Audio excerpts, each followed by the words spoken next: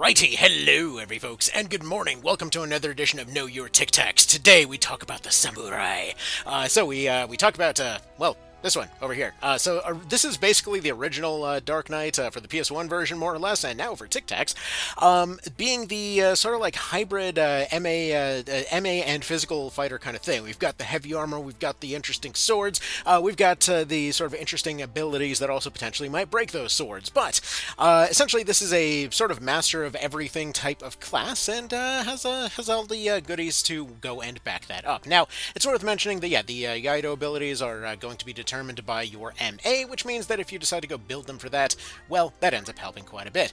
Now, going down the list here, we're gonna go ahead and just go off the different sword abilities. It's worth noting, one thing that I learned not that long ago, was that apparently the odds of these things to break are not a set thing.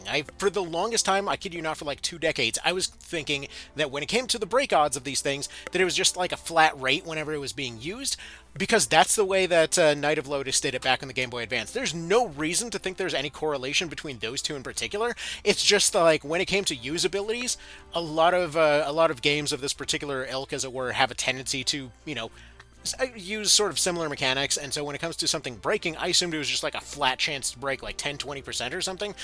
So, when Tic Tacs came around, and I was using a lot more of these lower-end ones, I was like, oh shoot, they must have nerfed the break odds. Yeah, no, apparently it has always been based off of how good the sword is, so like your Churis and your Masamunes love to go and explode, whereas the other ones are going to be a bit more reliable, which is, I mean, to my mind, that is exactly fine, I'll be honest. Something like Masamune over here, regen and haste, by the time you get one of these, really? Like, do you really care about this that much?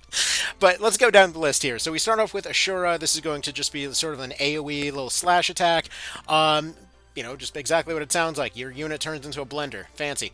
From there, we also have a slightly different version over here in the form of Katetsu. It does the same thing, but again, slightly different. Again, going in a nice little blender. For the most part, for me, I just see which one does better in that particular situation and kind of go from there. Truth be told, I'm not entirely sure what makes one do more than the other, but it is what it is. Then we have the Bizen Ozafune over here. So this is going to eat up MP. This is potentially useful for completely deleting certain casters, but again, many of them later cast for free, so, it is what it is, but it's a great way of deleting casters if you pick up this class early. Then you got the Murasame over here, which is going to give you a nice AoE heal, your good old Harvest Dance before Harvest Dance.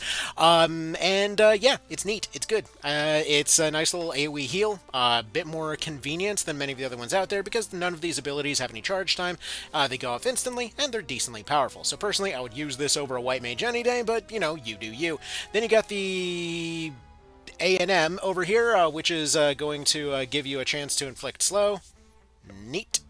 Again, AoE slow, it's exactly what it says in the box. Then we got the Kiyomori, give you Protect and Shell. This one is pretty darn good. Also one that is potentially going to be a more I don't know why they don't just say wall. Like, it'll give you Protect and Shell, sure, just say it'll cast wall. It's kind of oddly specific, but either way, useful there. Then we start getting into some of the fancier ones over here, with the Muramasa giving you a Confusion or Doom. This one is genuinely awesome.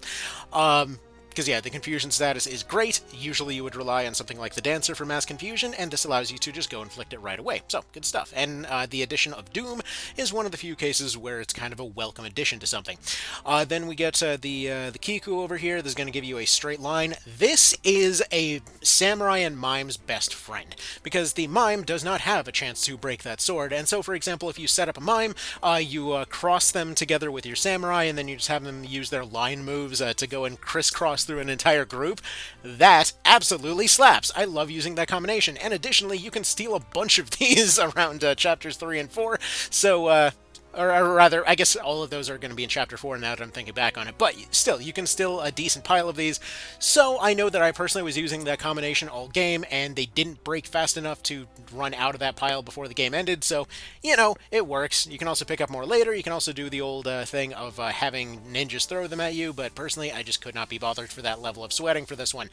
Anyway, then we have the Masamune, which I think is freaking disappointing. Like, regen and haste, again, seriously, just no, that's fine. I'm good. We've had regen from a million other sources by the time we've got this. We've got haste from a bunch of more convenient sources. we're good. Thanks for showing up. You get to go sit in the glass display case. And then we get the Shiri over here, which is going to give you that cool blue flame effect, which I feel like the Dark Knight over in War of the Lions was meant to be a reference to with their special AoE boom thing, which is why I say that these are kind of the original Dark Knight, as it were. Now, yeah, I still don't really think that this one's worth the effort to blow up your cool trophy sword, but whatever, it's fine. For me personally, the value that I see in these ones is, especially on tactician difficulty, is not only their support abilities but their ability to attack at weird angles. So the first two here, yeah, they might be somewhat basic in terms of their attacks, but in terms of being able to hit something at a diagonal to completely avoid any and all reaction abilities, that's surprisingly versatile. Not to mention all of these have a sort of smart bomb effect, just like the summoner, so you're not going to be friendly firing, and that is a nice little piece of mind there. So that's pretty useful to have. Then you have Bone Crusher and Shiro over here.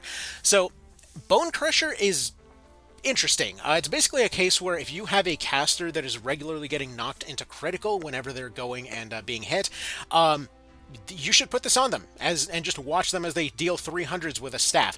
Because it is a set amount, so this is going to deal equal based off of your maximum HP. This means that while it is tempting to go and boost your maximum HP to make the most of this, you basically just want to kind of tailor their armor specifically to where their main things that are bullying them at that specific range just happen to knock them into critical at that particular range. So if you go and make sure that they are getting knocked into critical with one or two attacks, then you can get the most out of this, because this, on Tactician specifically, is really good at getting past that whole scaling thing. So you've got that there as well. And then you've got the Shira, which is as kind of cracked as it always was. This is basically the best evasion ability.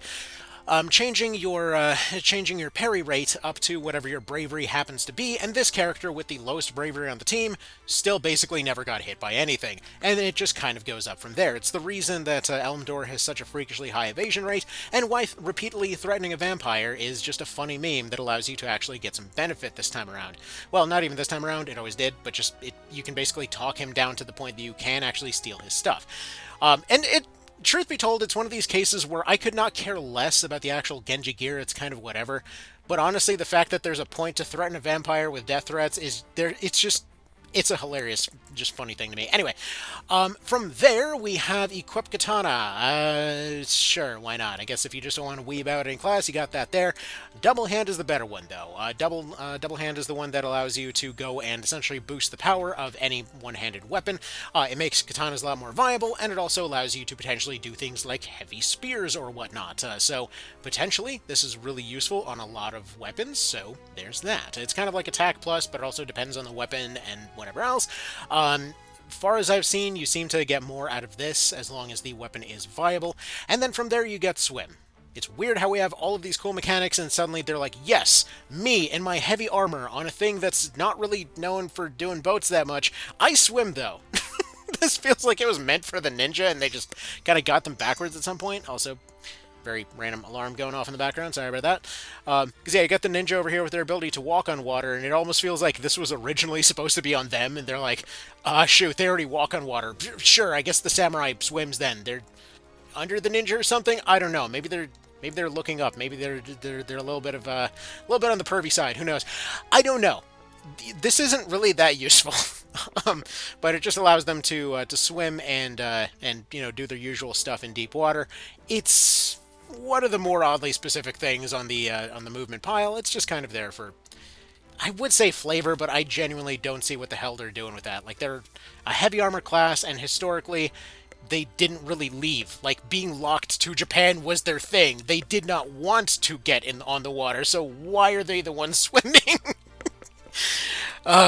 Anyway, so, weird historical non-context aside, that's the samurai. They do cool things like this. As far as their equipment goes, they get their swords, but also it's just way cooler to put other stuff on them. Like, for example, the historically accurate samurai over here with their gun. Yeah, for those that somehow missed this whole thing, it's weird that samurai have this thing like, oh man, they only use their swords and they didn't believe in guns because not honorable. Total nonsense. They used guns all the time. They frickin' loved them. Not to mention they preferred spears and bows. But you don't see any of that here, and there's no ability to give them equipped longbow, so like if you don't have equipped gun, put equipped spear. There you go. Historically accurate samurai. It's kind of like if you had the modern soldier there and they're like, yeah, all they used was their handgun. Like, no, no, it isn't. Okay, anyway, so that's about that. Yeah, Hype's was a good one. Hope this was interesting. And yeah, this class is pretty darn good. I love how well-rounded it is. It's got a lot of interesting potential in terms of being that heavy armor guy. The Iaido abilities are very versatile. They've got I mean, I'm not really a big fan of the whole katana line of weapons, but whatever, they're certainly there. But you can put a lot of other weapons on there. You can mix and match different accessories to do good things on them. I personally like, again, just mixing in dancer as with many things here. But this is a good one here. It's neat stuff. All right, y'all have yourselves a good one. Take care. I will see you in the next one, and later. Bye.